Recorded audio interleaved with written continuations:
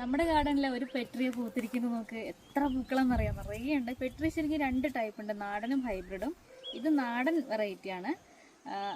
രണ്ടും നല്ല ഭംഗിയുള്ളതാണ്. പിന്നെ ഇതിൻ്റെ മെയിൻ പ്രത്യേകത എന്താണെന്ന് വെച്ചാൽ ഹൈബ്രിഡ് നമുക്ക് വിത്തിട്ട് മുളപ്പിക്കാൻ പറ്റും, തൈ ഉണ്ടാക്കാൻ പറ്റും.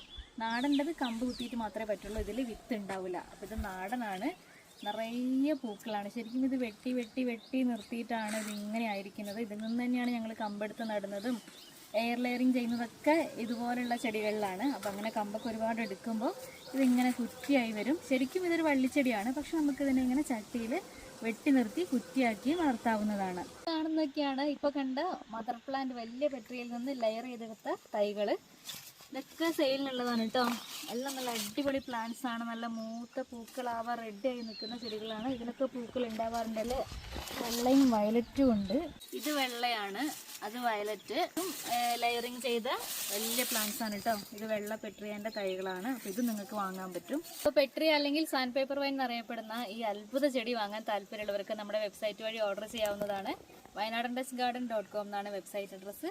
വെബ്സൈറ്റ് വഴി അറിയാത്തവർ മാത്രം വാട്സാപ്പ് വഴി ഓർഡർ ചെയ്യുക കേട്ടോ. ഇതിൻ്റെ വയലറ്റും ഉണ്ട്, വെള്ളയും ഉണ്ട്.